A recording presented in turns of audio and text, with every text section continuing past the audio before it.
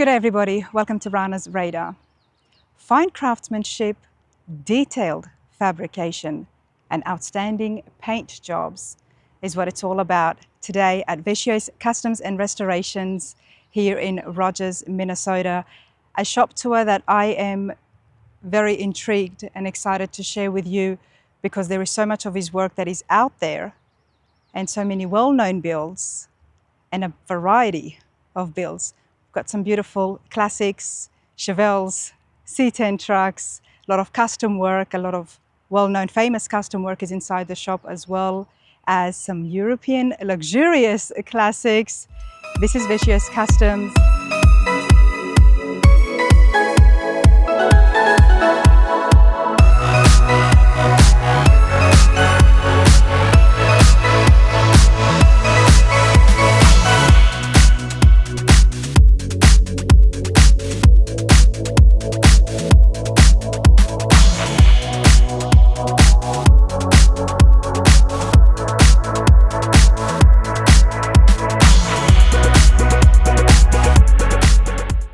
Bo, so good to see you again. Yeah, good to have you out here. I am so excited. Yeah, we're excited to have you. There is a lot that's happening inside, and not just a lot with a lot of projects, but some beautiful high-end builds, a few historical builds, and a lot of well-known names. Hands have been inside the shop. Yeah. Bo, how long have you been here operating Vescio'S Customs? This year's our 26th year in business. Yeah. We've been here at this location for 25. We started at another small shop. Yeah, we moved out here, and then I found this little spot right here, and it's behind a classic car museum, and so it worked out really good. So we loved our little town here at Rogers, and we've just been working steady the whole time. You have been very steady. It's not your usual builds.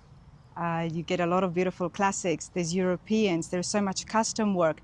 Very, very talented. I'm excited to show everybody. But before all that, let's have a look through the reception and give the folks and my followers a little bit more background into yourself as a builder. Because I haven't had you before on my channel. No. We've been watching you, waiting for you to show up. I'm here, and I'm so glad that I did come because obviously with Chip Foo's involved as well. He loves your work too. He's been here. There's a lot here. I'm going to take you guys inside. Let's get to know Bo Vescio. The family is here, so it gets even better. And we are going to sit down and chat a little bit more and invite Laura in as well. But let's have a look inside the shop, give everybody a good shop tour inside, and have a look at some of the work that gets done. All right, let's show you. It's a lot. Okay, beautiful. So this is our little foyer offices. It's where we display a bunch of awards we've won over the years, pictures of different projects, pictures of people in the industry that we know, that we've met. So this is kind of our little first step when a customer comes in. The shop says a lot more than I ever could do justice by standing outside and talking, Bo. Let's have a look at some of the awards, and then we'll have a look at the wall and see some of your achievements. There's a lot of awards. Yeah, well, that's a long time. When was the first time that you got recognized? The first year we were in business, when I started out, was fixing anything, used cars, but the goal was to do classics and hot rods and things like that. So I had the honor to work with another local builder who's just on the verge of retirement. This Ron Gorell had he's the king of Minnesota, all the best cars, and I was able to get in there and learn a bunch of stuff from him, which opened my eyes big time. I was young, and I thought, well, I can just start a hot rod shop, and then I ended up working there for a couple of years. It really showed me different levels of it, and he had been doing it for years. So then, when I was ready, get started, jumped in with 2 feet and got going. But so we had a couple big cars. There was a 55 Nomad, a friend of my dad's. He used to work with him at the city. That was a big one. There was a local guy that built lots of cars, just an enthusiast. Frenchie Fergie was his name, and he had this yellow Dodge. Custom Carson top. He did lots of 50 style custom cars. So we did the body and paint on that and did a custom pearl paint job. And it was a really pretty car. Yeah. It was this pearl yellow with a white Carson top, really 50s style. And then and another car was a Fred Gibb Camaro. So kind of like a Yanko, a dealership that I think it was Iowa or Illinois that made these race cars. So we restored that for a guy. And this is all in the early 2000s? Yep, this was our first year. Then those cars went to the GSTA car show, which is our Gopher State Timing Association show that it's been going for years. So we had those 2 cars in there, and that yellow one won Best Body and Paint. And when we were over there, the rep for House of Color saw that car. Yeah. And he was looking at it, and my mom was over there, and she's like, "Who painted this car?" And my mom, you know, she had her T-shirt on. She said, "Well, that's my son." So we met him. Jeff Eddington was his name, and he was the rep for House of Color, and that kicked off a relationship we've had with them for all the time, forever. And you know, we got to meet Kosmosky and work with him over the years and all that stuff. So, but so right off the bat, we were lucky enough to have customers like that. Big events that happened really early on. Yep. Yeah, we were able to hit the ground running when we got that, and then and the community. There's lots of shops here, and you know, we're all like buddies. Everybody's friends. There's a handful of shops that come from us. Yeah. So I came from, you know, there's like a huge family tree, or a mafia tree, however you want to put it. Mafia. We are in Rogers in Minnesota, everybody, and Vescio'S Customs name is very well known, but many of the community here for almost 60, 70 years, they were enjoying the food. Yeah, yep. Some extended family, my dad's cousins, or dad, uncle, started Vescio'S restaurant. It was down in Dinkytown, which is by the U of M campus. Okay. It closed just before COVID, but yeah, it was since 1956, and that's coincidentally that's the same time Kosmosky started House of Color. So you were mixing, just not in the kitchen. Yeah. Now we do have Laura. Hey. And we've got Marissa's. I told you the whole family is here. So there's Chase as well. Hey everyone. How's it going? Good, good. Beautiful shop. Thank you. So I look forward to sitting down with everyone and having a little chat. I love the fact that the family is here. Yeah, working together every day. Working together, but there is a lot to see inside the shop, so we're going to continue along, but we'll talk soon. Yeah. Now, Bo, I did have the pleasure, everybody, of meeting some of Bo's customers, as well as your lovely parents and in-laws as well. It was such a great vibe. It was back to the 50s, and one of the things that I really enjoyed was talking with your customers. You know what they say is when you get repeat clients, and not just repeat clients, but happy, friendly clients that turn into family, that's what the vibe was. And we're talking, there was 5, 6 of your clients, they were all repeat clients, and it really says a lot about your character and also about the kind of relationships and how you do your work. Right.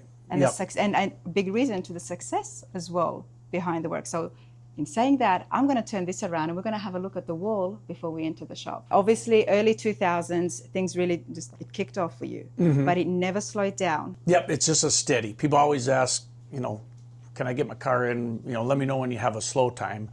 And I said, we don't ever have a slow time. You just have to squeeze it in there sometimes. So, so again, way early on when we started working with House of Color, and then out at the back to the 50s, that's when we worked together with House of Color and started to have the vendor booth out there. And I would have the experience of what it's like to be a builder at the shows.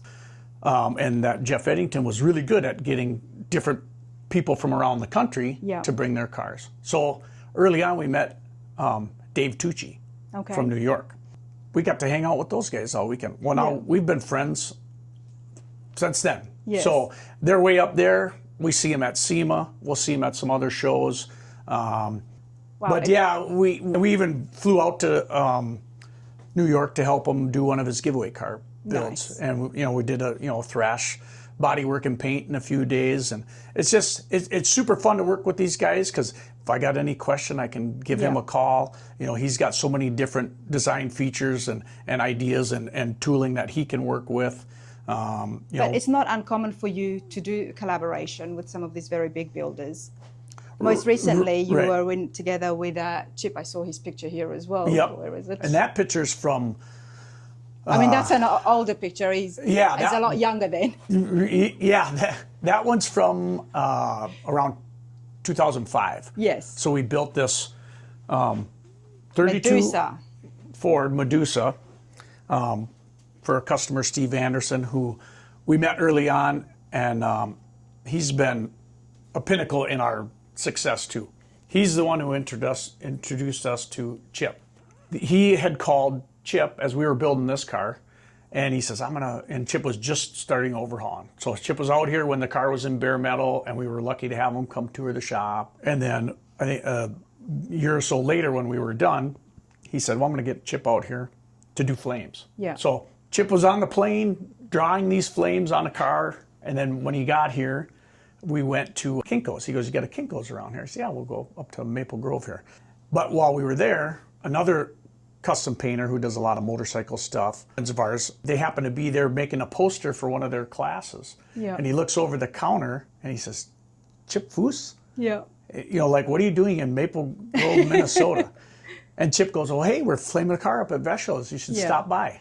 Well, that's all it took. That's all it took. So 50 or 60 people showed up. And we were here till 3 in the morning, and people were hanging around till 3 in the morning. Cars were coming, guys were coming in with motorcycles, and they're just standing around. We're in the booth over there. This is a picture of when we were doing that. This is him starting to lay out in the booth. We laid out all the flames and got it all set, and we went home to sleep for an hour or something like that, and then came back in the Probably morning. 30 minutes. And did the painting and finished up, and he sat around and signed autographs for people. So we met him there, and then the recent car we did. The recent car. Yep. And most of my followers, you've been watching the channel, you would have kept up with when we went over to Vescio'S Design and we saw the Continental, the Lincoln in bare metal as it was getting worked. Absolutely beautiful. It's there on the channel, and Vescio talks about it in detail. However, alongside that, there was another Lincoln Continental that Chip Vescio was working on, a 56, also for the same customers. This was completely to be restored back to all stock. Now, there was a time crunch for the second 56 Continental. Right. It was a big time crunch. It had to be at the Concours d'Elegance. Yep. Of course, Vescio is well known for doing those time crunches with overhauling and stuff. Vescio'S Customs gets involved. Yep. Yeah, they came up. Pat called him. He says, I need help lighting a little fire to get this car done. And Chip came up, and then he realized it was quite a bit of stuff to do. He thought it was a little bit more along. But then he called his buddy Steve Mink. Yep. And Mink comes up, and then they put together, you know, a little dream team and get ready. So we had sent them an upholsterer, and then when they realized they needed to paint the car, our upholsterer said, well, the guy that sent me to, you know, they're the ones that can do it. So, and we've been involved in that and done that and worked with Chip before. And some people just go, oh, that's just too much work. We don't have time to do that. And I'm like, oh yeah, we have time to do that. That's an opportunity of a lifetime. So, and all the guys get excited. Everybody works hard. You know, they're all. Well, Linda was very happy. Linda Vlasco, the owner of it, and she was extremely happy with herself, the shop, and just one of the customers that was there. And that's the key. Yeah. That's why you do all that extra work. The car looks cool, and you like to look at it and all that stuff. And I say, many people can do this. There's many huge. You're in them all these big shops. So our goal is to make that car look, you know, everybody to love it. But our other goal is to make Linda happy. Yeah. And make Gary happy. Yeah. And those people are happy for years. Yeah. You know, we thrive when people are, you know, excited and happy, and it's fun to, you know, when we call them and say, hey, Rana's going to come up and do a show. They line up. And they're like, we'll wait there. We'll talk to her. We'll do that. We're here for you. So I love the fact that you the cars speak for themselves, and we're all going to see that, okay? But the amount of emphasis that you do give to the customers and to the relationships, and the reason I'm bringing it up is we do talk about the success behind hot rod shops and so many shops opening up, young builders starting out. It really is with those clients, with the relationships, because the work can get done. It does require skill, but it requires effort and discipline. However, when it comes to this people skills, Right. that's on another level, and that's really what's going to determine whether a shop's going to be successful or not, isn't it? Yeah. The whole process is supposed to be an enjoyable thing. And we get cars that have been sitting or in a wrong shop or something, and there's plenty of unenjoyable stories. Yeah. So we like to try to turn that around, and over the years. Well, everybody was having a good time at Back to the 50s. That's Yeah. for sure. Yep, that's our party up here. So Jesse James is here as well. I mean, you got Shorty. There's just, you really surrounded yourself and got involved with a lot of the very well-known guys, and well-known for good reason, a lot of talent as well. Yep. And they're all different people we look up to and like their Rick style. Dawes, yeah. Kindigs, they would come to the 50s a few times. I love their style. Tim Strange, another one that I've known for since we started. You know, Yeah. I saw he had a bunch of really cool style cars early on. That when things were changing and you're like, oh, that's something different. It's really Yeah. neat. I remember sending him an email and trying to sound professional and saying how he was with Tim? he was With a Tim? You're with trying to Tim, sound professional yeah. with Tim Strange? Yeah, and he sent me back and set me straight. So we've been buddies forever. He just helped us out when we had a little battery issue with one of our cars at a show, and we're dead battery and we're pushing, and I ran into him and he goes, "There's 2 batteries in my truck. Truck's over on the thing. Just go grab one." So He's a good guy. yeah, he's a good guy. That's the Before we go in, this big shop on this side, there's another big shop on this side. There's finished cars, painted cars, so I will be showing you. But check out this wall. we thought it'd be nice to have the guys, sit here at lunch, and it's like they're the ones that do this stuff. Yeah. I mean, I did it all. I did it by myself for years, but that's the team. We have to keep them going. So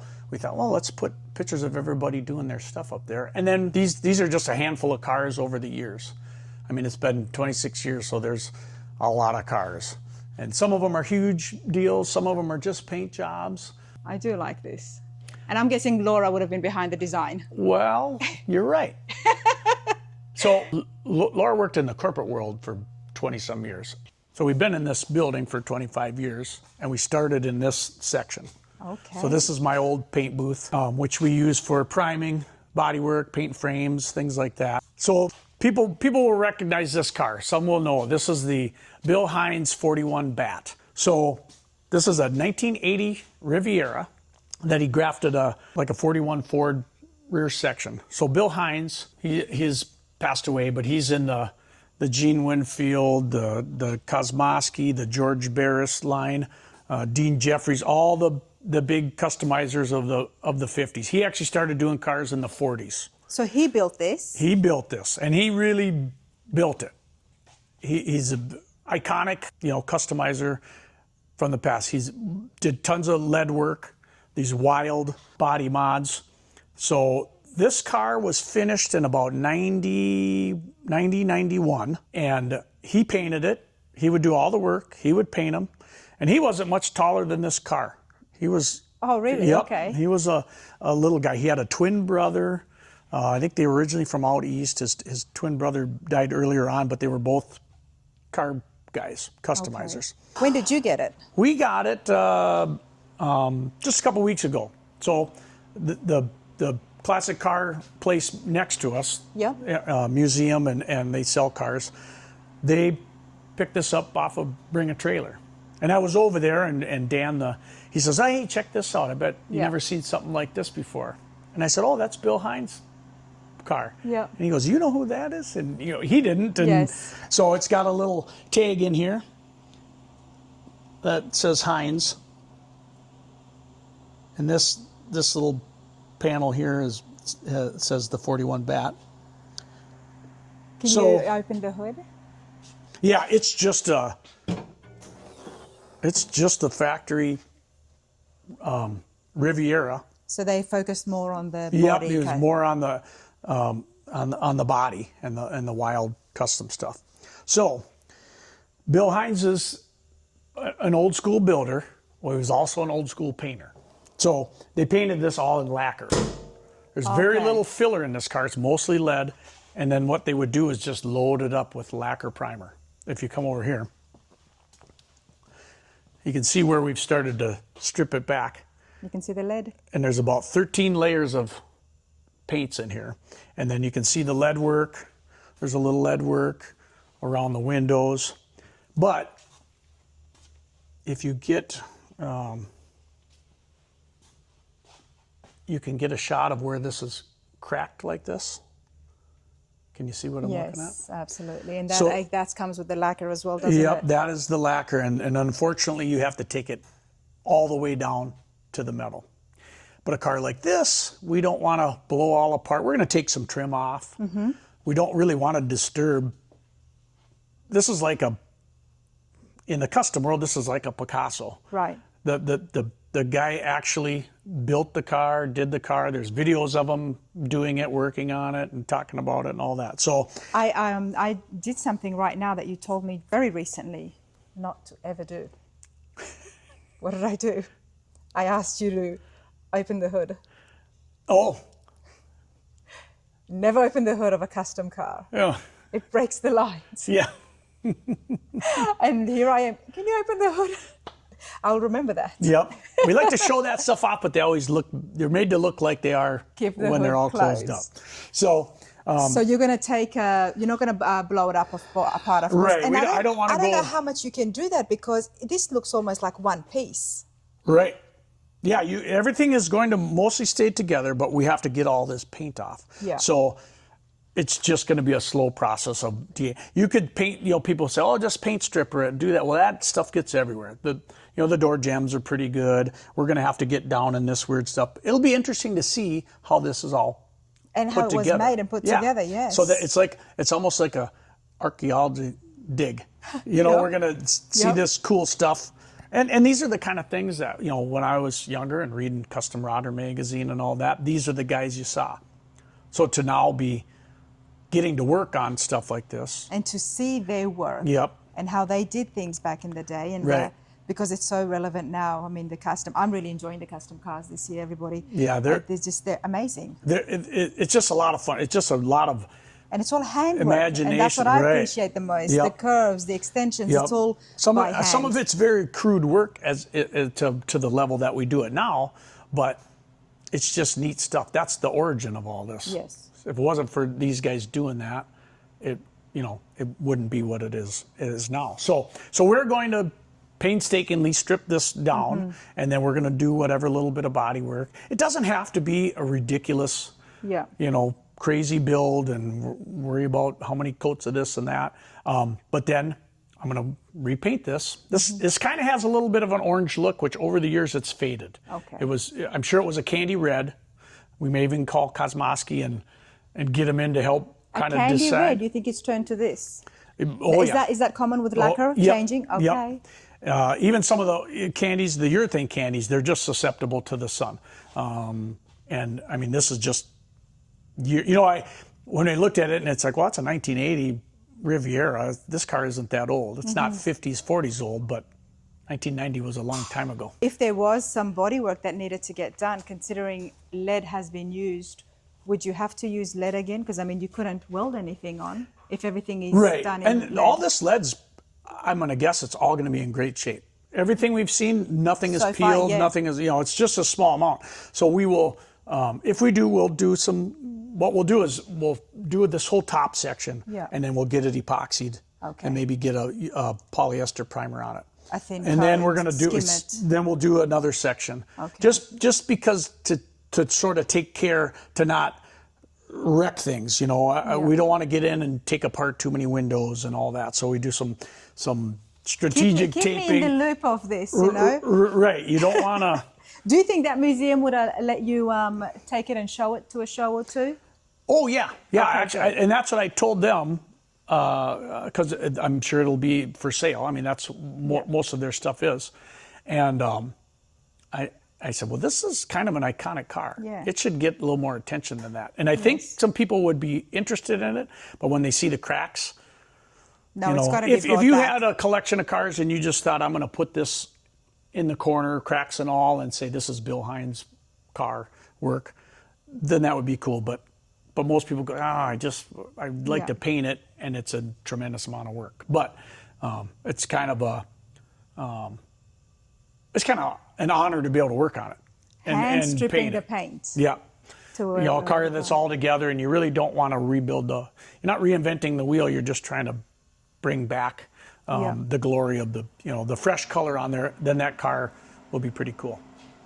Well, sir, an Austin Healey, and then there's a C10. Yep. That's what I'm talking about, the variety. Yeah. Where do you want to start? Yeah, we get lots of everything. You know, people always say, oh, you ever work on fiberglass? You ever work on this car or that car? And I say, yeah, we work on all of them. We've had all kinds of weird cars. This Austin Healey was brought in by a customer that was friends with another Austin Healey guy. So we helped finish another Austin Healey that the guy had been working on for years and just was having trouble. We finally got him all keyed up and finished, and he finished putting it together, and then he was out, you know, and then his buddies see him, and they're like, well, Mike said this was the place, so we're going to come out here. And So what are you doing? so the customer has done everything you see. So he's stripped it. They've done some repairs. Underneath is all painted. Now we're going to gap this car. We've got a little front section. This aluminum is beat up a little bit under the hood, so we're going to put that in. And then we're just going to true up all the lines and bodywork and paint this car. Nice. And then the guy will put it back together himself. But that's a running, driving car. He actually drove it over here, and he parked in the back parking lot and took everything off of it. And what year did you say it was? This is a 1960. A 60. I can't remember how many years they have this look, but they're a neat little ripper car. they are. Yeah, Yes. they're kind of fun. So that's what we have for that one. This is a maybe in the late 40s Willys truck. The guy brought us this. They mounted it on a like a Chevy Blazer frame, so it's lifted. But we don't have the frame here anymore. We finished some of that up and gave it to another shop that's going to do the mechanical. But the proportions, the wheels weren't in the right spot. You know, these have those big square fenders, and the wheel was way too far forward and proportion correct. So we had to change all that so the thing sat, wheels in the correct spots in the fenders. And So what did you do with the floor? We just did a little bit of patching with the floor, made mounts for it to fit on that frame. You just have to lay it in there, make sure it's fitting around. They're going to put a diesel in this, Okay. and then it's lifted. I think this may be kind of a two-tone charcoaly gray color, all satin. And then the guy has a business that they sell parts for utility truck boxes. Okay. So what they'll do is have a box insert they can drop in here and then take this to trade shows, and then they'll be able to show that off. Love and then you have something wild that catches everybody's eye. So All right.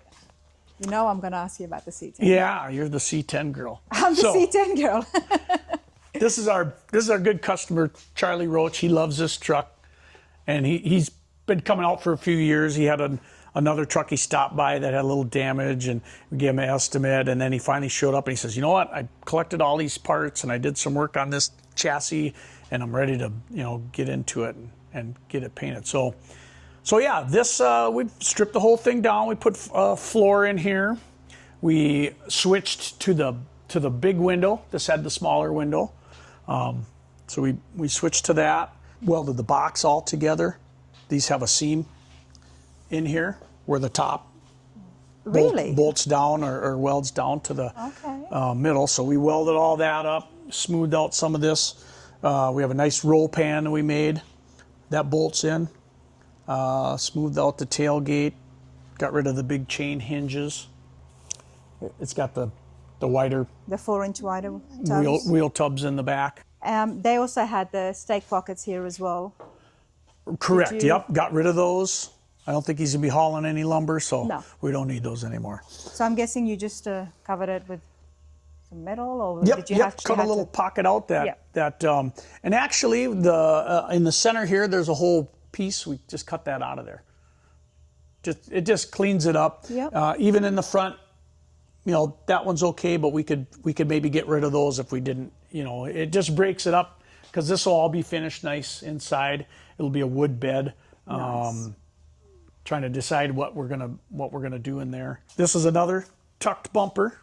We didn't shorten it. We didn't have to cut it in the middle. We made brackets and got rid of the bumper bolts. And then you can see this. So this has been shaved down. We kind of, as you push it back, then we trimmed up. So it just sits So a little. here you are more modifying the actual bumper as opposed to the fender. Correct. Yep. The fender is going to stay the same, and then the bumper will. It's usually out here. So by moving it back, Yeah. but you run into the fender, so you got to trim away a little bit of that, and it has a nice little Well, I scoop to appreciate it. that. I might even end up pulling you because that's the next task I'm Yeah. going to undertake is learning Yep. how to tuck in the bumpers. Yeah. And then, so initial body work is kind of done. Chase has got a bunch of this mud work done, and then it's in a polyester primer right now. I love the gaps. The top of the roof or the top of the hood we didn't do anything with yet because Charlie, these are like 69 Camaro hood vents. And he thought that would look cool to kind of break that up in there. I love how you kept the cowl stock. Yeah, that's a thing. A lot of times you can smooth that out, but that's what I was saying. Smoothing things out just for the sake of smoothing everything out doesn't always. Yeah, because you've kept the drip rails here as well. Yep. Yeah, and we thought we don't need to roll those, but we are gonna body work those. So in the front here, these have a little overlap. There's a little tab Yes, in there here, is. so we got rid of that. Same thing on the side. We just want to make sure this is all nice and true. And I told you about when I worked for the Ron Grell, who's the shop. One of the first things I worked on when I got there, and I never did this much filler work and all. That to be that focused on all that. Yes. Working at other shops, just doing regular. So, but we had a 50 Woody wagon, a Ford Woody wagon. So that big long roof, and Yeah. so they put me up on the roof to mud the roof, and then I had to mud the drip rail. Yeah. And at first I thought that seems ridiculous to mud that, but it wasn't. It's not straight. So I had to hammer it all out, and then I mix mud and Would spread you the have whole been thing. in your early 20s at this time? Yeah, mid-20s. We opened the shop when I was 28. Okay. Okay, Chase was like 6 months old. Went to work for them, and I just was an open mind. Like, you just tell me what to do, and I'm gonna figure this out. And so that guy gave me tons of great guidance, and he was really focused on the quality and the style and stuff. He knew what he wanted, but he would show you. But I remember that, being the first thing I had to do was The drip rails, and that's a the long drip drip rails. rail. It's a long drip rail. I mean, it's easy now. Yes, of but course. the rest of the roof I had to mud the whole thing. And I remember we had everybody's got blocks and spreaders and everything now, but back then There you just wasn't. had regular. Oh, you had to so we make your just had own. a regular like sheetrock trowel, concrete trowel. Like a long whatever. So Yeah. you'd mix up mud and spread it down, and then you'd pull that. Well, now they have splines and different Yes. things everybody makes, and so it's kind of neat to see how that stuff's progressed, and then you look back and see what we did without all that. But Bo, hard work, I'm going to say, comes easy to you, if that makes sense, everybody. I think you've gone through something that a lot of people would struggle with, and it would be hard for them to get out from it, but you really pushed through it. Laura mentioned you had battled cancer at a Yep. very young age. yeah, right. Not long after graduated high school, everybody was, we're going to college, we're going to do this. I hadn't yet thought, I'm going to go to college, but I'm going to. But you were already working with cars at this time. Yeah, all through high school I home, had yeah. cars, and I was really just doing stuff at home, just trying to, don't know. I'm just trying it, neighbors or somebody would say, and my dad was always a car guy when he was younger, but he had me when they were young and they started a family and he got to work. And I grew up watching him get up at 4 a.m. every day to go to work. He worked for the city, Minneapolis. And, they used to work through the streets and the sidewalks and all the stuff. So we would see him in the neighborhood. Our buddies would ride, and they would ride on the asphalt machine doing the stuff. So we watched. I watched him work hard all the time. So that work didn't come. It's like, well, that's just what you do. You get up and go to work and get that stuff done. So yeah, when that happened after high school, and Laura and I have been together all that time.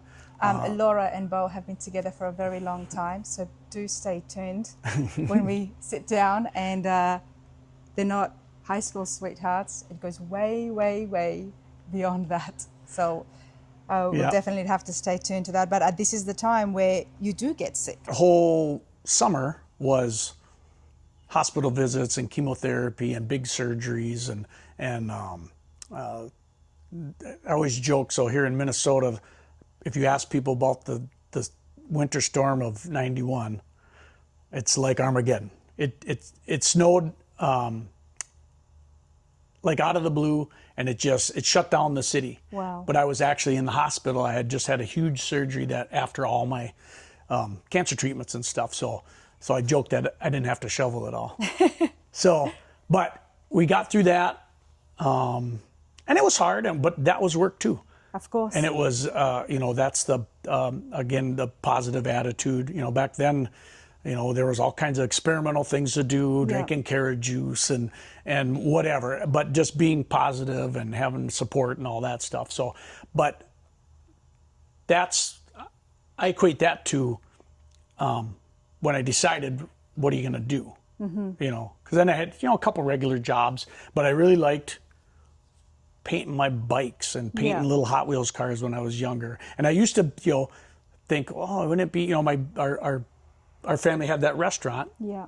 And they had a business, and I used to ask my mom and dad, did you ever want to be the boss? You want to have a business or something? And they were like, no, they we're didn't. just happy doing what we do. And so that was in me. But then, having that, getting out of that and finally, getting back on my feet, be healthy again. And in that time, my dad bought we bought this 46 Ford to work on together. So even when I was, no hair and skinny and whatever, we were doing a little work on that. This is my point. It's so inspiring that even though when you were sick, especially something like cancer, it's a terrible thing, and so many people do struggle with it, your vision and your attitude, and they say the mental state is huge when battling it. Yeah. But you were still looking to the future. You were still planning things. Right. Yeah. I think that's amazing, and you need to shout that from the rooftops. Yeah. So it can reach everybody. Right. And then sometimes, it's been a long time. Of course. It was 91. And sometimes I'll forget. Yes. Because I don't live my life as a cancer survivor. Yeah. I support it, and but that's my, it's like you I stay do appreciate positive you for letting me ask you about that today. Yeah, because I think it's inspiring. Right. I really think so. It's part of my story. It's part of the story of how I, because lots of people might not follow their dreams, like you're doing one thing and you don't really, it's not quite what you want to do. So you have to take a risk. Exactly. To do what you do want to do. And that was my push. Yeah. To say, things happen, so you should have fun while you're here. Don't settle, do it. Yeah. Do it, follow those dreams. So, that's the other joke too, is that I survived cancer, so then I thought I'd paint cars for a living. But Bill Hines, I think he passed away when he was 99, and all these guys have been around Winfield forever. Was past 80, and all he did was lead. So. But it's amazing. There's a lot of discipline that comes to that really pushes your body mentally, physically. Right. And I think that has translated to your work as well. Yeah. and the consistency that you apply to every single build. It's Right. not because one is this custom or because one customer is a repeat customer or this one's a new one. Every build gets the same amount of dedication from you. Right. You have to, to survive that, you just have to keep working. So it's a less heavy,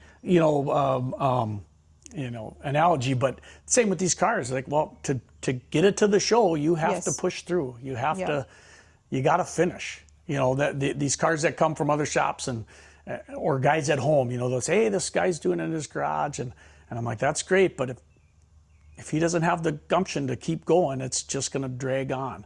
We're here all the time and it takes a long time. Yeah. So we really do, very rarely do we ever have a car that doesn't get done or, unless the customer just can't do it. I can't do it anymore. I have to sell it. I have to do whatever. But we like to get them out there. Some of the guys, everybody gets caught up on, I'm going to win this show, we're going to be Riddler, we're going to be whatever, and and some of the other builders I've heard, and they're like, you just got to get cars done. Yes. You just got to make the people happy, and your business will go, and you keep working and moving along. So, yeah, we try to get passionate about all of them. I mean, if we're not really passionate about it, we're probably not going to work on it. Yeah, that's true. The other thing I have is when people come in and they need something done and we go, nobody's going to do that for them. So I feel bad, like I don't really want to, but I have to do that because it's not going to get done. No one's going to, nowadays Is it because the task would be too small? or just something weird or maybe it's like, well, this guy's he can't afford to do this, but man, no one's going to, and he's just already this far into it. So sometimes we'll just help people out just to get them to the next level. But, now there's very rarely are there any mom and pop body shops. We get all day, my rusty truck rockers and we just don't want to, don't have time to do that anymore. But, this is not a mom and pop shop at all. However, Chase is here. Yep. The family is here. Marissa is here. Yep. So it's not your it's a traditional mom and pop small shop. Yeah, not on the corner. Actually, speaking about Chase, so this is his little project. So this is an '85 Conquest. And Chase is how old? He is 27. So he was 6 months old, I said, when we started the shop. And this was a car he picked up just after high school or at the end of high school.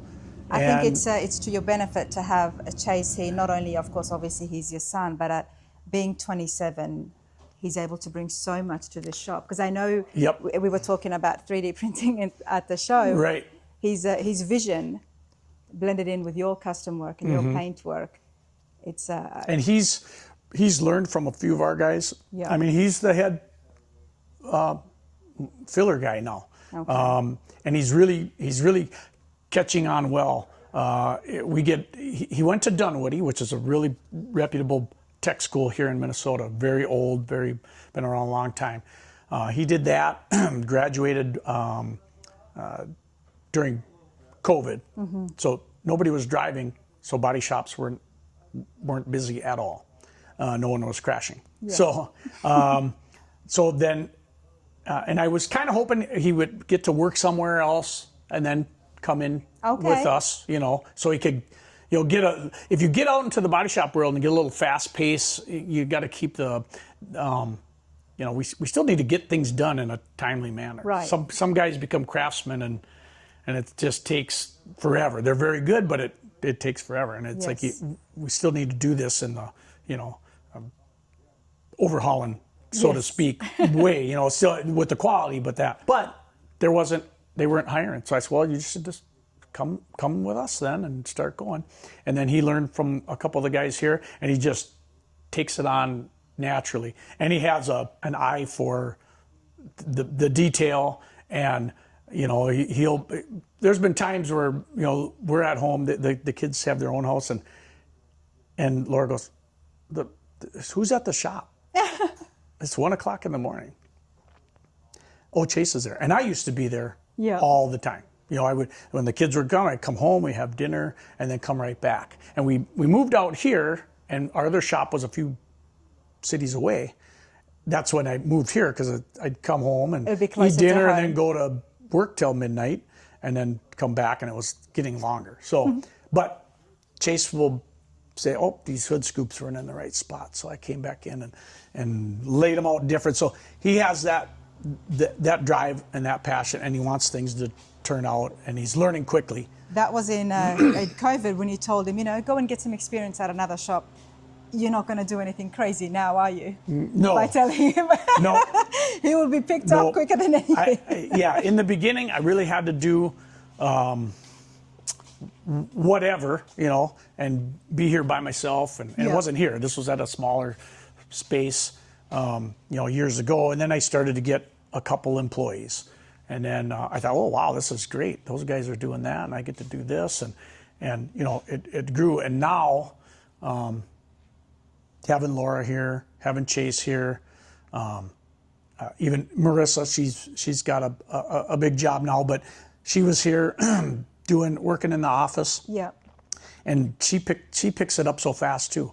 I mean, just you know, having to figure out how to whatever QuickBooks entries, or just give her any task. Yeah. Hey, we need to find a t-shirt company to do this, and she does it. You know, she follows in her mom's footsteps. So both of it. Chase does a lot what I do, and Marissa follows and is, you know, precise in all the things that they have to do, but it helps everything run. It's so much easier now than it used to be. Love it. I can't wait to sit down with everybody. It was it's a lot of work, but even I always tell people the work, the running a business is the work. The working on the cars is the fun.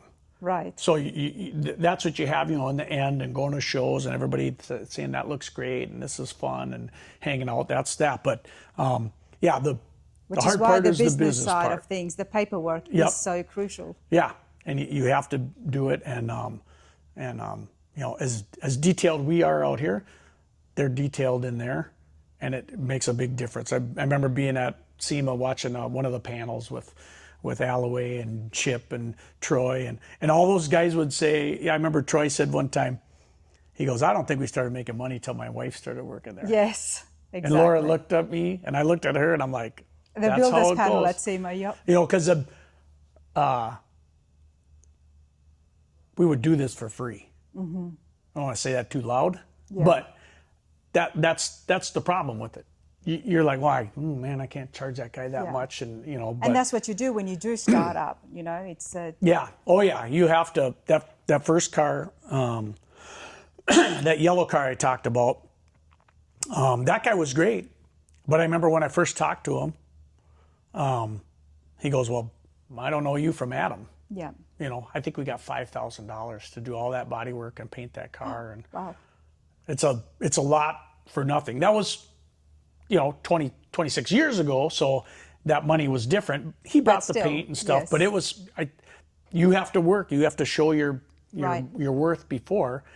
It was funny because I used to work for Ron Garrell, and that guy said, well, you're not Ron Garrell. I don't know who you are. I'm not going to pay you that, you know, much. And we didn't even know how much you're supposed to charge, you know. And we thought, oh, we're going to be, I don't know, $30 an hour or whatever it was back then. But those are the things you have to do, and then your mindset to you know, accelerate all that stuff fairly. You know, it's still a lot of money. It's crazy. Yeah, of course.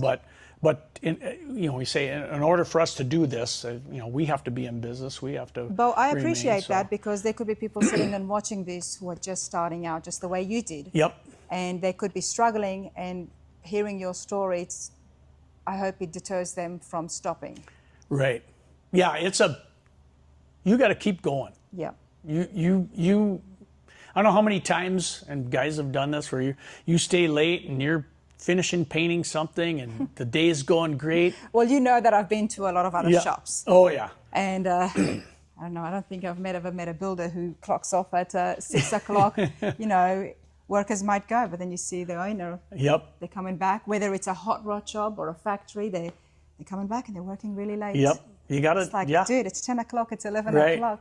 But that's, if you like what you do, That's what it takes. you know, and but when I used to do stuff at home in the garage, and I remember, I don't know if I was working on one of my cars or somebody else's car, and the garage is kind of attached to the house, and Laura came out one time, she goes, "Do you even like doing this?"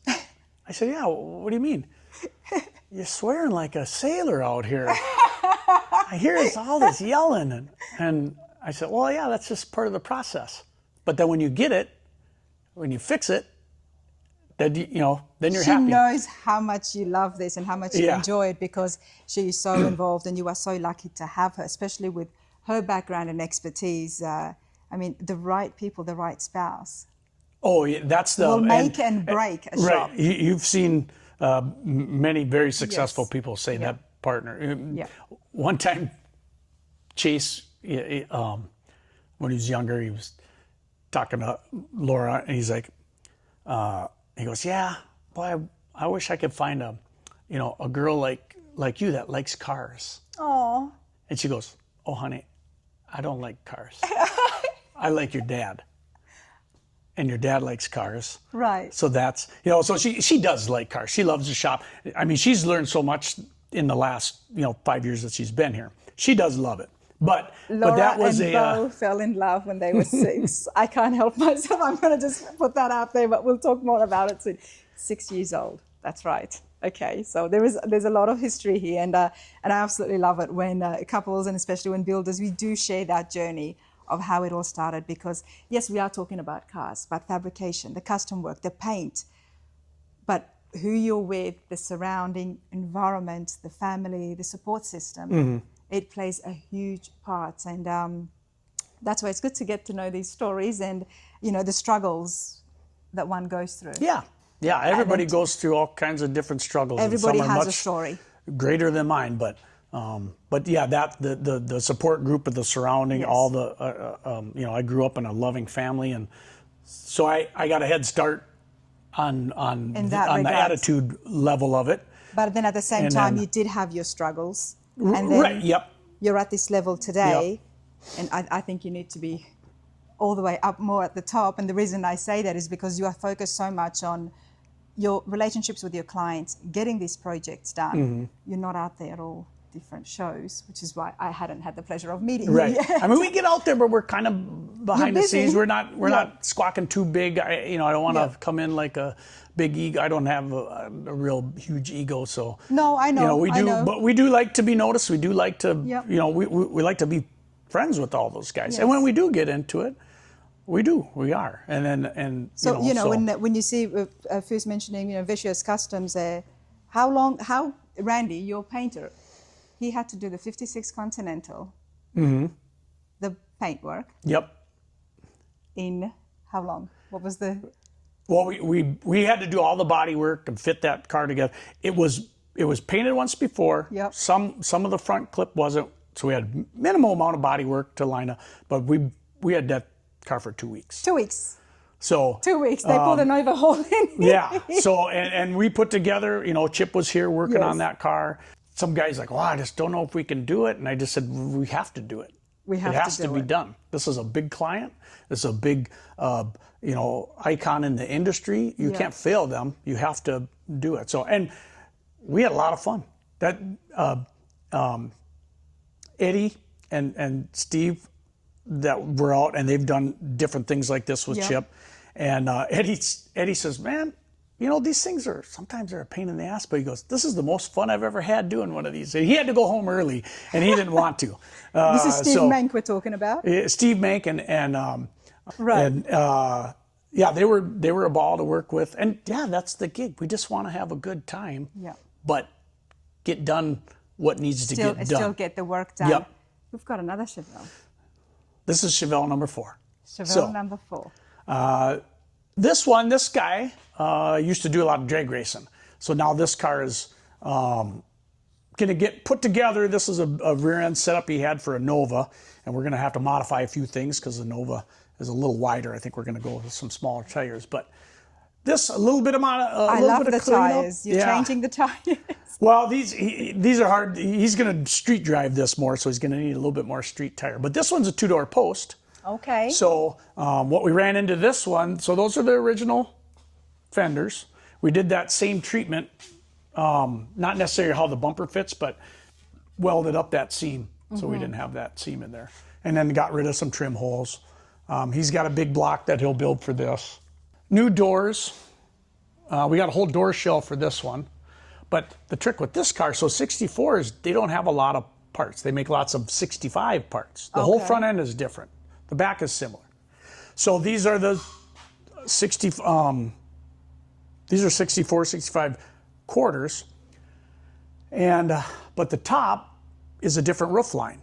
So they don't make a 2-door post quarter panel. They only make the hardtop. Is there much of a difference? There's quite a bit of difference. Really? So the deck panel in there is only 6-8 inches, and the one for the hardtop is much wider. So we got one for the hardtop. We got the cars, and we weren't even thinking.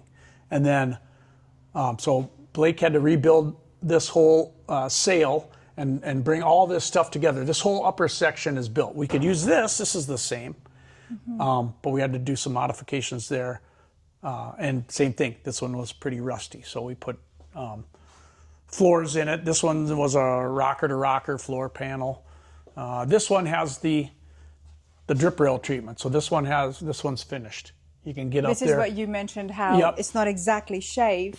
It's still got a little bit of a... It's got a little bit of a sway there, so. And then after that's all body worked in, it'll just be nice and smooth. We're just getting our feet wet. I'm only showing you a little bit of very, very high-end quality work here, Bo. It's amazing. Please continue. Okay. This side here, this section is our fab section. We do a lot of initial tear down and a lot of the metal work here, rust repair. We've got great fabricators that, some people come in with oddball cars and they're like, I don't think I can buy a quarter panel for that. And I said, well, we'll just make one. So we don't.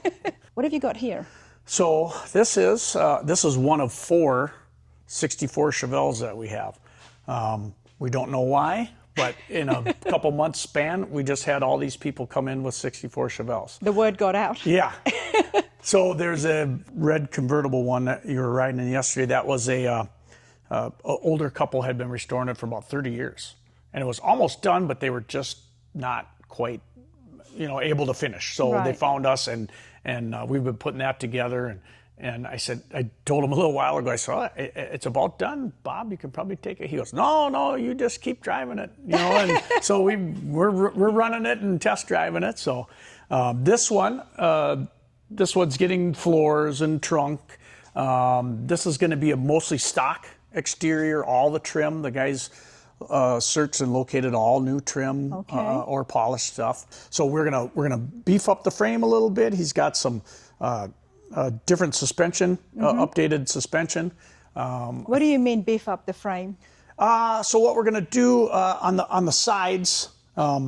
This one, the customer did that himself. But we'll throw a few extra. We'll box the frame. Okay. And then throw a few extra, some tubing down just to stiffen it a bit. It's not going to be a race car. It's not going to be a super crazy. And that is because you're using the original frame? Yes. Yep. The original frame's in good shape. That's that one. That one's going to be a little stock. This one, on the other hand, this is a customer we've done a couple cars for, and he put an LS in here. He beefed this chassis up a little bit, and he's got Willwood brakes and some suspension stuff. So this car, as opposed to the other one that will be mainly stock, this one we want some little subtle custom touches. Okay. So something we wanted to change up. A lot of these cars, these muscle cars, their bumpers hang out so much. Yeah. You can stick your hand in between there, and they look fine as normal. But when you're trying to, and when you get close up, you can really notice and it. when you're trying to tune a car up and give it a little different sleek without changing everything, that's what we wanted to do here. So actually in the front, we don't need a front license plate. Okay. In Minnesota on these classic cars. On the normal bumper, there's a cut-in where the plate goes. So we cut and eliminated that. This model has the marker lights in there. The customer wanted something in the front. So this is type of a air intake. We'll set up a Nice. we'll set up a scoop that'll feed air right up into the radiator. So these bumpers are going to be like a satin. Whatever color we do, we'll do an opposing satin color. This will probably be even maybe a satin black or something, but you won't notice. Your average person will look and just go, that car looks really nice and smooth. And then when you park it next to the stock one, you go, oh, well, there's a big license plate spot there. So in cutting in this piece, then we bring the bumper together. So it's closer into the body. Twofold. So essentially, you've used 2 bumpers on here. Yep. I think we did a section of the bumper, and then But you're still able to bring the crown in. The right. Some of it is the section of the bumper, but some of this Blake had to make. Nice. So it's a combination. But let's use a chunk of this, and then those guys, their skills to be able to make a piece that mimics, what's there and goes along. Now this one here, we'll be able to body work it because we're not going to chrome plate it. If you chrome plate it, this one really looks good. It just the chrome platers have lots of work to do. Well, I appreciate that because we see so many high-end builds, and they always talk about we tuck the bumper in. We added an additional bumper, but the average person sitting at home and working in the garage, they don't really know what's the work involved. It's lots of chopping, sectioning, measuring, and then like tucking the bumpers in. I hear that all the time. Right, and it sounds quick and easy, but it's not. It's always. not, is it? So also these fenders naturally have a seam here. It's actually the lower panel is spot welded to there. Okay. It's not bolted like a little lower. So what we did was weld that together, and then we rebuilt this piece to match the bumper lip. So now as these come up together, and we'll do a little bit more fine fitting, and when we do our body work, this thing will just run along smooth, and it'll have a nice gap there. So where did you cut the fender again? Right under here is where it comes together, and it's a seam. So we cut all this out, and then Blake actually remade this section. So and by cutting it, you're able to kind of pull it out to allow the bumper to get tucked in. Right, and then make this bead to be similar to the bead on the bumper itself. So then those will work together, and then once you body work all that stuff. So instead of this bumper just hanging out, now it's tucked in there nice and smooth. So it just looks, the rest of the car will be, you'll know what it is. Yes. But some guys will go, I don't know why that looks a little different or looks a little better, but that's what it is. And that is the difference. There's stuff that you don't exactly know, but it adds to the line of the body. Yep. Some cars are just super wild. They get chopped till they're like a little teeny window, and they've got huge fins, and there's a whole level of that too. But these ones trying to refine and really make a nice, well-fit, proportioned piece is the idea. Then we're limiting drip rails, and we'll do a little bead, a little square bead or a round, whatever we want to do. So we still have a little flare there, but it isn't a big gutter. And then that'll come and kind of taper off in there a little bit. We're going to run stock handles. When it comes to the drip rails, obviously they serve the purpose to stop the rain from getting in. Right. How do cars and builders these days take that into account when they do shave the drip rails? You're pretty much... is it better windows? Is it better door and ceiling and rubber that's better than it was back in the day? Somewhat. These are always tricky. You could do a lot of work to get them to seal. This is mainly to, so that it's not dripping on you. And this is one of the things you're putting aesthetics over function. Okay, love it, love that. So if you get caught in the rain, you get caught in the rain. No wipers, you put some Rain X on there. So sometimes we like to act like we're making everything better, and it's like, high heels are uncomfortable, but they look good. There you go, I love that. We'll do a little rocker treatment. We'll extend that a little bit. Again, not real wild, but just enough to make it, lower the car aesthetically. Put floors in here. We did mini tubs.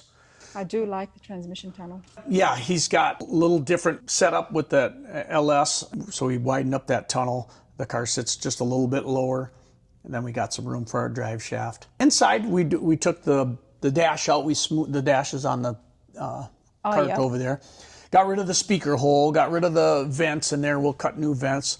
And instead of having that pad on the top, I think we'll just finish that whole dash nice and smooth and do a satin color. So we don't have color scheme for this yet. Yep. On the wall over there is a little, like an AI rendering. Okay. Which is... I'm still going to look at it. Yeah, you got to look at it. Oh, nice. So that's just the simple AI stuff, and we do have for like big time builds and things like that. We Ben Hermance did the 52.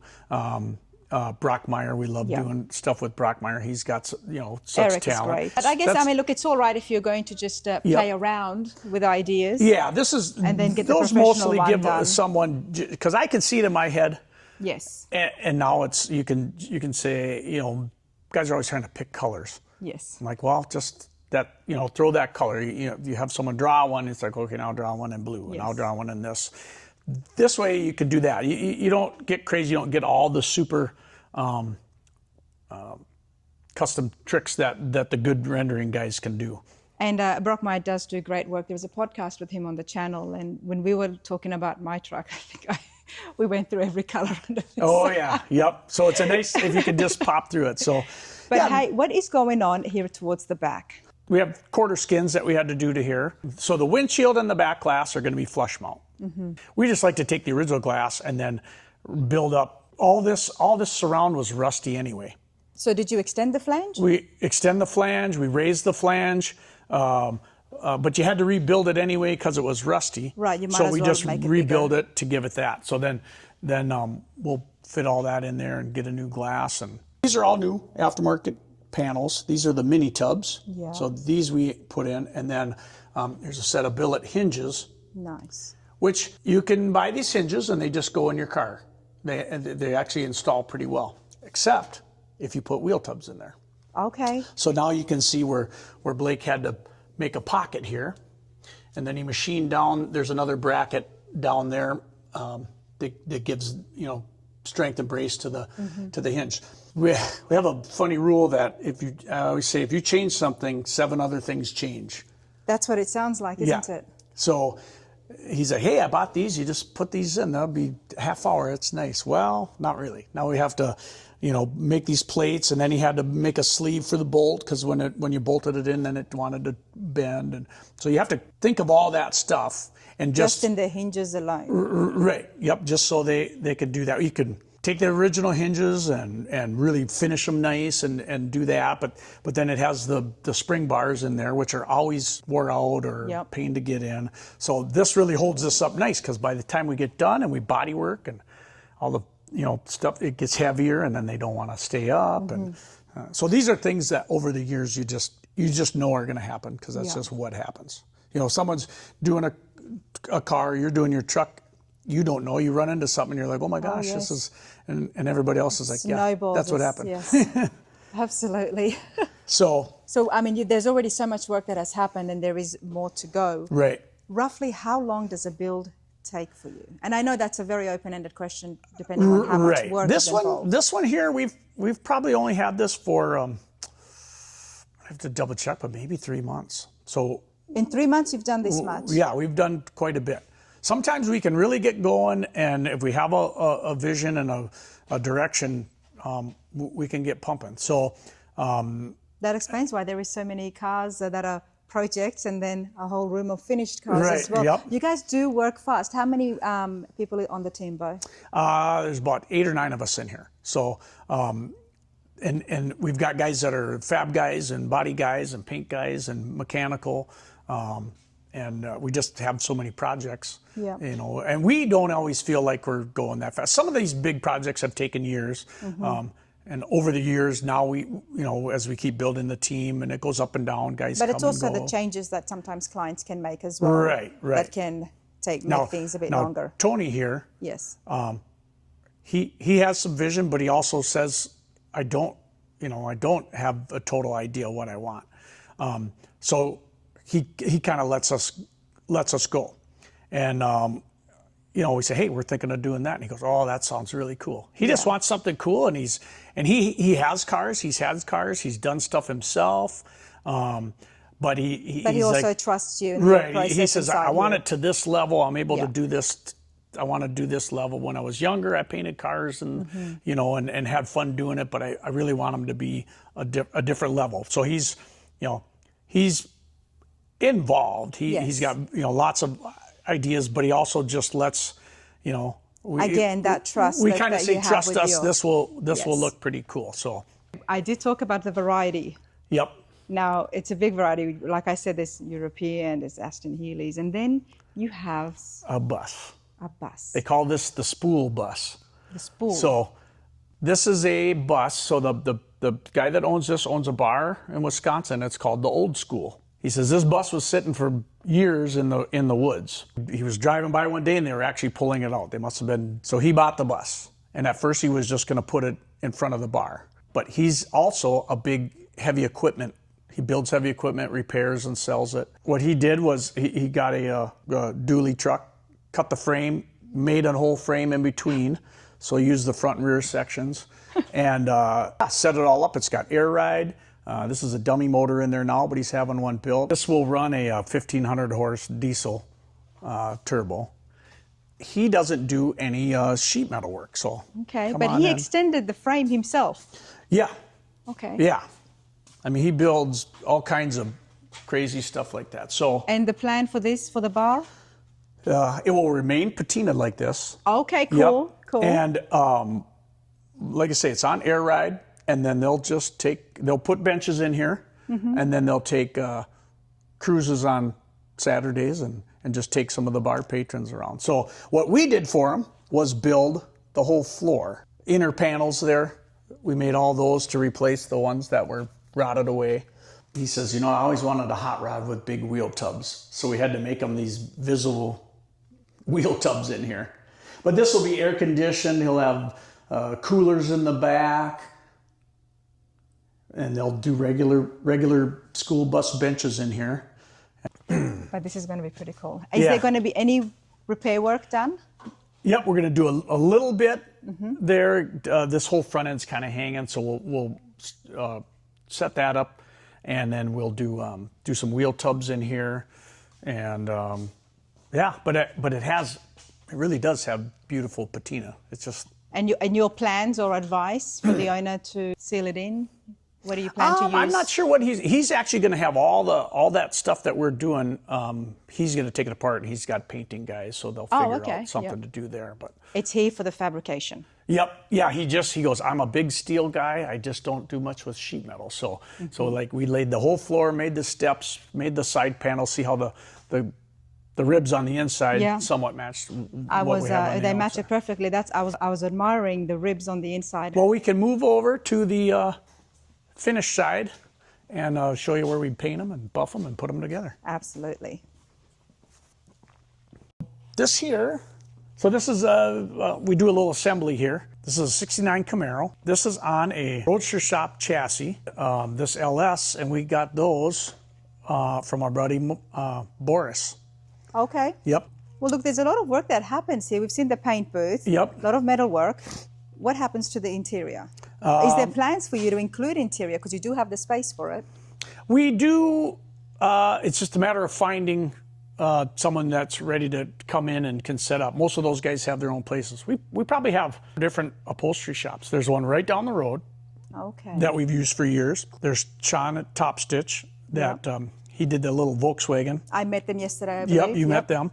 And then they did the 52 and the Lincoln. Okay, beautiful work. Yep, so he's very high end. These guys down here are high end. So we like to do a lot more here, like the 52. We made the panels for the roof. We make the initial door panel. If we can lessen the time, the fab stuff the upholstery guy has to do, and just stitch these up. Yeah. You know, get them fit and whatever. That seems to help for us. The more you can do in house, it is nicer. Absolutely. That 52 Chevy, Jeff's 52 Chevy, will be on the channel in detail. It was also on one of the most recent Modern Rotting magazines as well. It's how it caught my attention when I reached out to Bo. Was the 52 Chevy? I think it's beautiful. It's one of those cars, very boxy from the factory, but you've transformed it. And it looks so sportier. It's kind of like when people... smoother and sleeker. And a lot more sleeker. Yeah. It's I've seen a couple of Chevy Nova 2s, and when they get redone, they get transformed, and then you're like, Yep. wow, hey, that's pretty cool. Well, Jeff has one of those too. We showed you that picture. Yep. And then we actually did that car twice. We did it, and then it was really cool. And then we thought, well, let's change it up a little bit. Yeah, I'll show you that. Jeff's super cool too. guy. So yeah, you will be seeing him as well as that Chevy soon on the channel. But hey, this is the finished room. We acquired this space. Like I said, that very first bay, we started in just that bay where that other paint booth was. And then over the years, got more and more spots. This one, it might be 8 years now or so that we've had this spot. So we were able to we bought this spray bake, which is an old downdraft booth from the 90s, probably 96 or 7. And So now you've got 2 paint booths. Yeah, which is super nice. Is it helpful, is it? It is, yeah. Because like I say, we do a lot of the lower tech things over there, painting frames, painting little parts. But then this thing can be going all the time. And when we get into spraying metal flake, if you spray metal flake, it's metal flake everything for the next 5 days. Really? So we do metal flake. We'll do it to where you use the little, they call them like a little bazooka gun. It's a dry flake. You lay some clear down, and then you shoot out of this gun. So it's just sparkles flying everywhere, and they get on the walls and the floors and everything. And then you bring a black Sounds like car fun. in there and you paint, and then you got metal flake in it. So it's Okay. nice to have the two. I mean, So how do you clean that up? it's a lot of cleaning. You and cannot just vacuum it up. a little bit, but it gets stuck in the water. It gets stuck in the paint. It's everywhere for. And then next time you are spraying, because obviously with the air that's coming out, that rises up from the ground, Right. and then it goes Yep. it. So we're Okay. able to literally you'll sweep it up because it just, some of it gets on the car and some of it gets all over. So that's why it's nice to have a separate booth. Yeah. We don't do that a ton. Yeah. But when you do, it's an awesome effect. It's, the Otherwise, lowrider just put guys. plastic. I would put plastic all over the floors and just go crazy with the Yep. sparkles. But hey, the So- 69 Camaro is beautiful. Yeah, this is actually amazing. so this is another thing. We did not build this car. Okay. This is purchased by a customer. This had some different wheels on it. It's a really sharp car. The wheels were a little wrong proportions, had a little teeny tire in the back. It didn't look quite right. So Put the 3-piece on now? we put the 3-piece on. So I have my buddy Mike Iwanock. He's our wheel and tire guy. He's been selling custom things for cars since the 90s. People come to him for custom wheels and new tires and stuff all the time. Does he have a social or a website? He doesn't actually. He works. Just word of mouth, is yeah. it? He works. Well, I did meet him yesterday, I think. Yeah, he works here for the city of Rogers. Right. We actually, when we moved in, they were just up the street, and our kids are the same age. We grew up, and we clicked. We recognized that we probably have seen each other at car shows when we were younger, local stuff, and so he's my brother from another mother, and he hangs out. He's a superhero fireman for the city of Rogers, and so they've been Nice. good family friends for forever. And so he helped with the customer, helped design a wheel with this. We put the wheels on. They're going to have some. The whole interior is white, but it was like too much, just too white everywhere. So he's going to break that up. And then just a handful of the blinkers don't work, the batteries dying, the gauges need something. A lot of these cars, talk to people about if they want to build a car, if they want to get into a car. I'm like, if you don't know and you want to get into a car, you can just buy a car. Right. You'll spend way less than you'll spend building it. But you should do that and just see if you like it. See if you like the hobby, like the, whatever. Because some of these cars, they'll buy them, and then they have so much stuff to fix, so many things to do. And then you're like, I love this, but I don't like the interior. Yeah. I like that car, but I want it to be blue. And I say, well, now you're just starting. You might as well start it all over. You might as well start all And over. then if you want certain things, if you want engine, you want seats, you want radio, you want paint, you want wheels, you have to build the whole thing if you're into it. But if you could just find a nice Camaro and enjoy driving it and see if you like it. But so this is a super cool looking car. Yes. Cool color. Just has a whole, the guy's you know, like, oh, I got to get this to fix, this So to are fix you, that. I mean, obviously Mikey is your friend and Yep. you've done this, but are you open to doing the smaller tasks? Somebody brings in their classic, Oh, yeah. the wiring needs to be redone, or Yep. the lights, or small Yep. changes. We No get job that. is too small, I'm guessing? Right, as long, well, okay, let me tell you a Yes. small job story.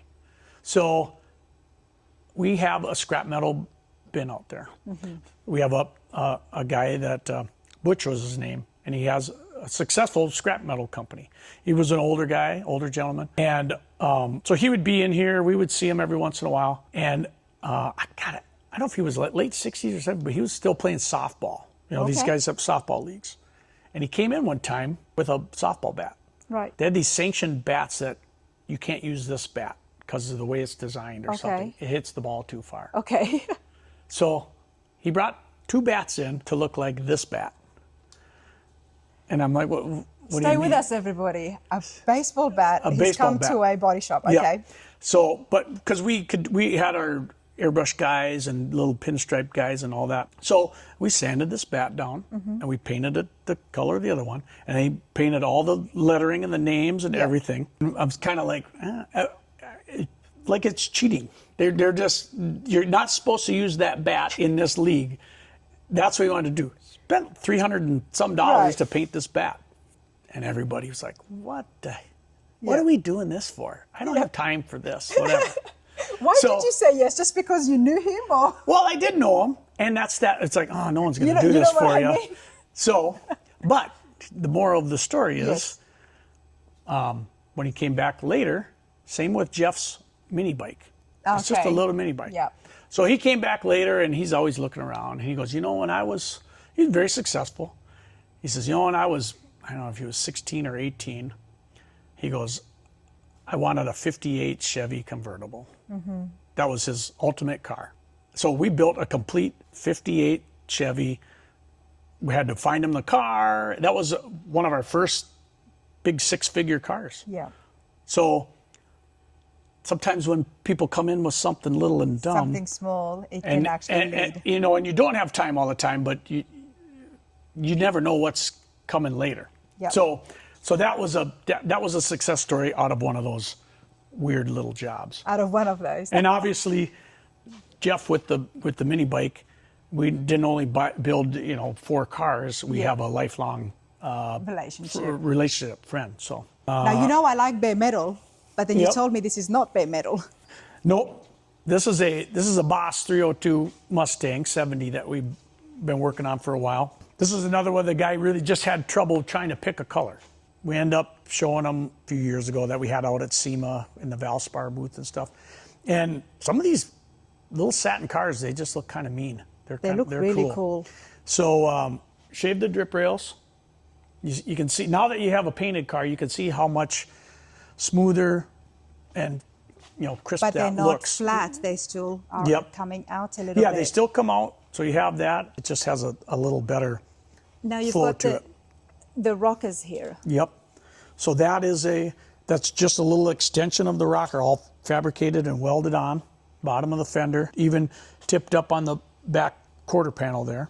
Oh, neat. You know, you could have gone so much more with this, but by making it this close to the body, really gives it a luxurious feel, doesn't it? You can, And a not lot so of these much you of a see them, they're racing real feel. wild and they look good and they look race carish, but this looks like it almost could have been that way. Right.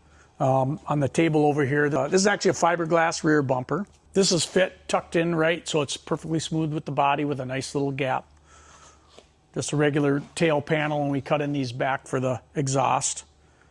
So many cars that are really close to the finish line, Bo. Yeah, yep. And some of them, this one's been here a while, and some of them are here, because guys are deciding what to do or paying at the rate they can go. But yeah, we do get excited. This one will go pretty soon to home with this guy because he's going to put the motor in, he's going to wire it. You do have something very special. I do want to come back over Mm-hmm. here. When will this get debuted, the Mustang? Well, that's up to him when he gets it all assembled. So we're later this month. It'll probably go to the owner, and then he's got to do some assembly. And he's a young father with kids and Yes. life and all that. So One of the things that's out there amongst many others, is a 77 Mercedes. It's in many, many magazines. Yep. Or that's the 69 Mercedes. The 69 This is the Mercedes. 77, yes. The 69 Mercedes is out there, but now you are working on a 77. Before that, this is very different. Yep. Let's talk about the chassis. Yeah. So we got this car a few years ago from the customer in Chicago, and he saw our other Mercedes, the Red Pig 2, which we built basically a whole custom car wrapped around that customer's LS engine that his company builds. So that car was at the 3M booth at SEMA, probably like 2018, 2019. And then Damien, the guy who owns this one, Yep. saw that car there and got a hold of us. And he had this car, it was partially restored. It was painted and sitting, and it was in a storage container. And he says, I love that car. He says, I have a 77 Yeah. 450, and I'd like to do almost that same thing.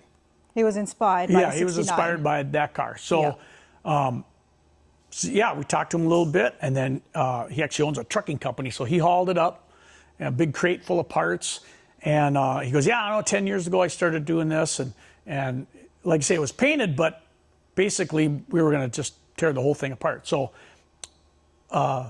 we called Roadster Shop and shipped this car down there, and then they scanned it.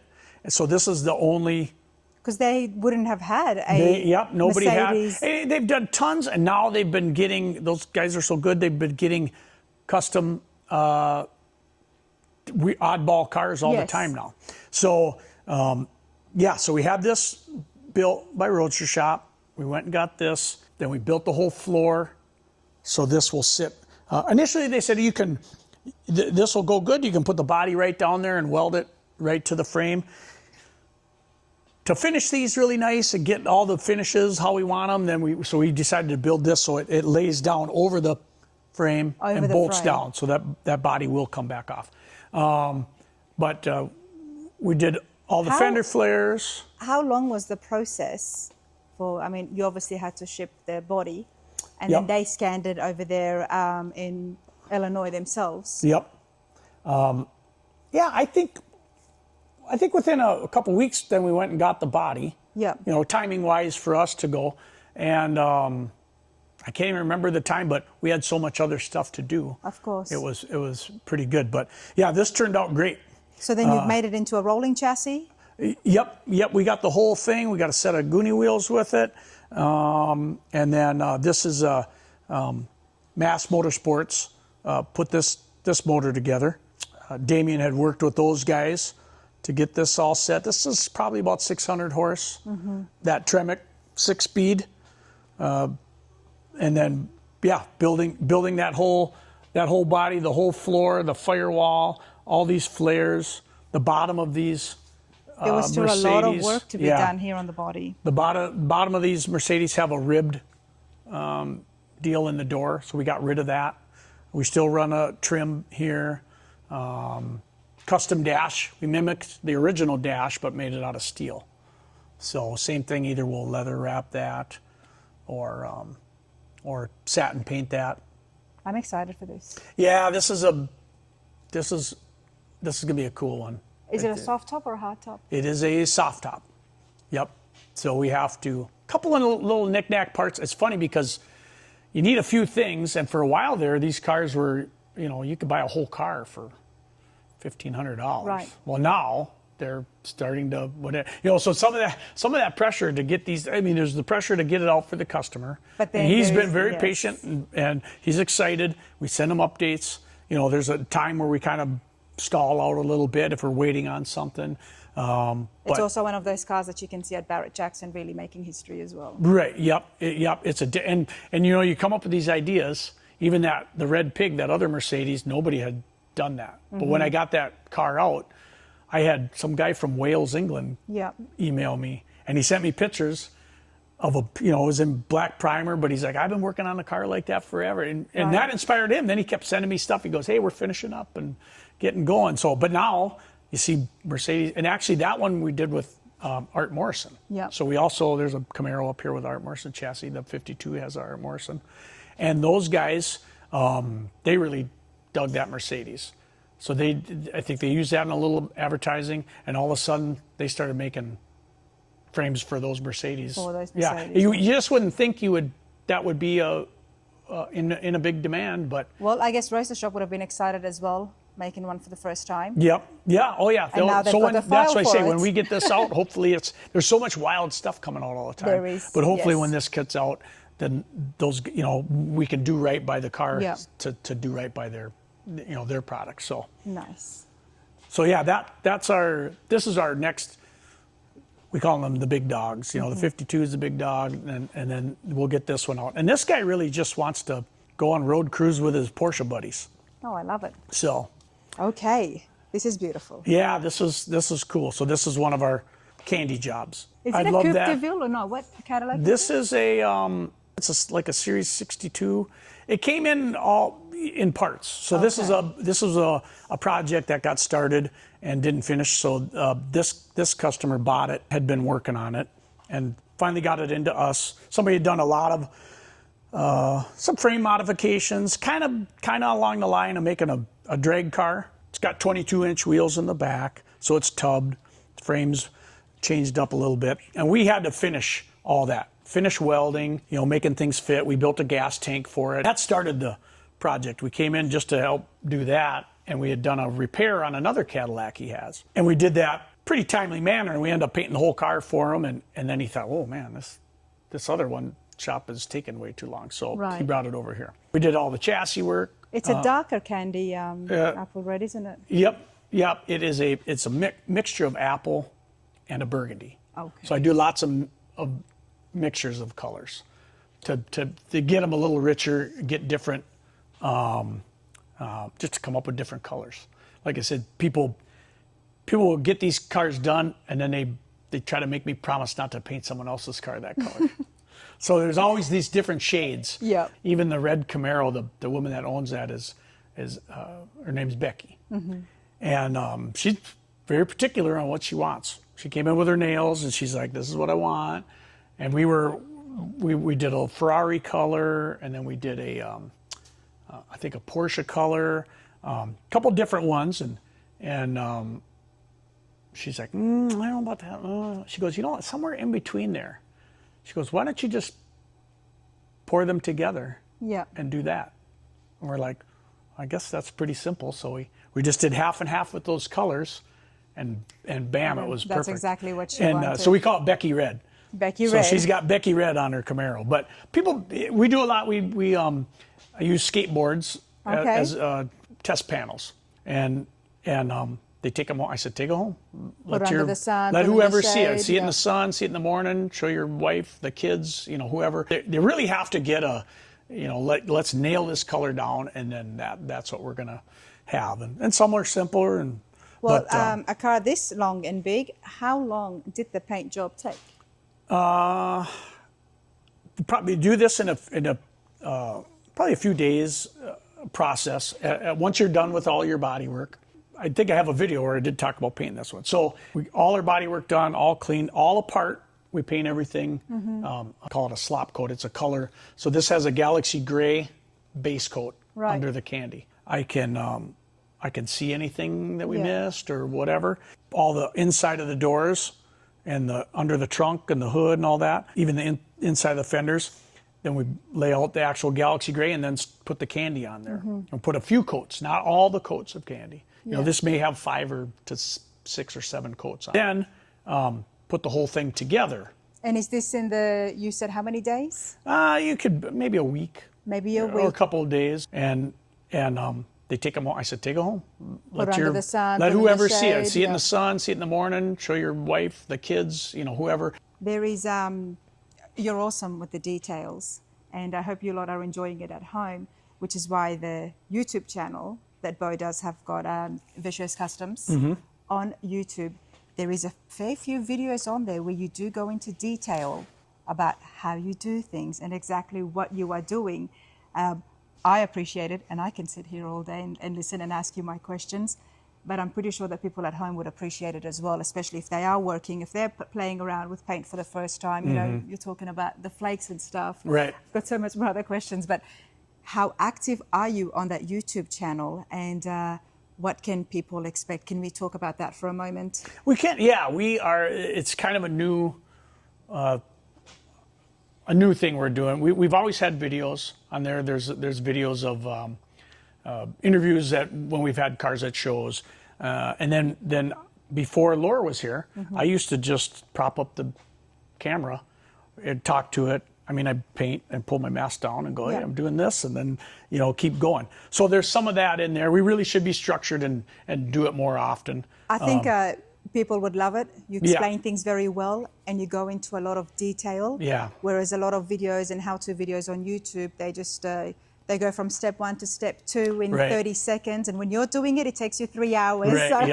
Yep. So yeah, and I got into doing that because people would come ask about these colors at the Back to the 50s. Right. You know, that's our main show where we're there all day talking to people, and I would explain the process over and over. And some people, somebody's like, why do you tell everybody that? Why do you tell everybody your secrets? And I was like, well, I can tell them. It doesn't mean they can do it. It's not the same hands. Yeah, they can. They may still have to come or whatever. But yeah, we could. I get a little long-winded, but there is so many things I just like to catch. It's like when you're doing this is going to happen. It happens to everybody. But like you say, in some of the how-tos, you just put the paint on. Now, when somebody is serious about learning, they're not going to think you're long-winded at all.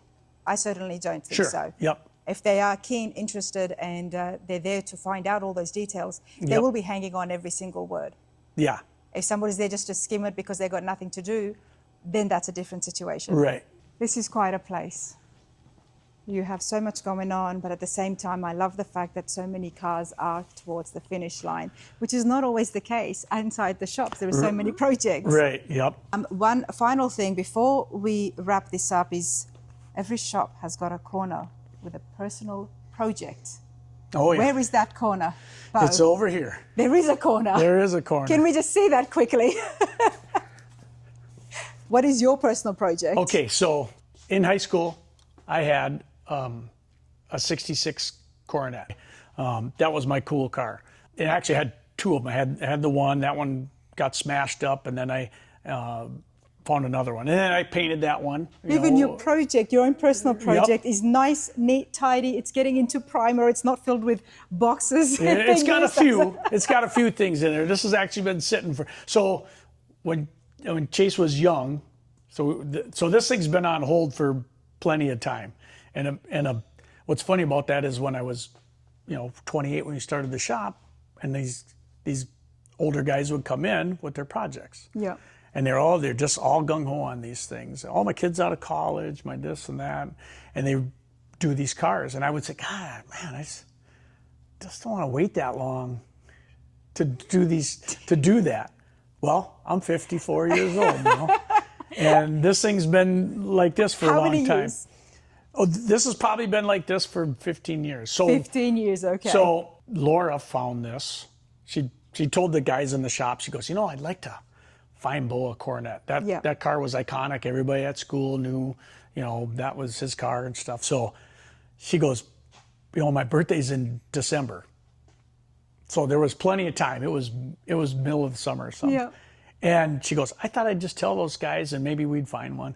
He goes, 2 days later, they're like, here's 6 of them. They found this one, which is really a nice rust-free, it was a Utah car or something, but it was at a collection in Minnesota, a big Mopar guy had.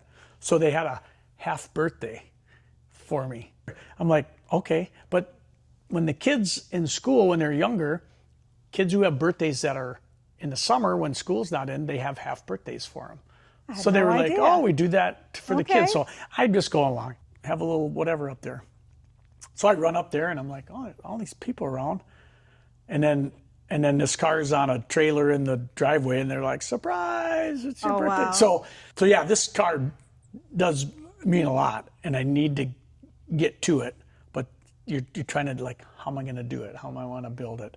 And then when Kindig did their Coronet, because you just don't see them that much. Yep. But they're super cool cars. Yeah, cool. So I saw that and I'm like, Oh yeah, I really. You're gotta getting a get bit of to an it. idea. Yeah. Well, I've enjoyed the shop tour, and I hope you have as well. But I'm glad you shared that story about Laura coming and buying your high school car for you as a half birthday, because on that note, check out the next video coming in soon. Let's sit down with Laura and invite Marissa and Chase as well and continue on. It's a good one.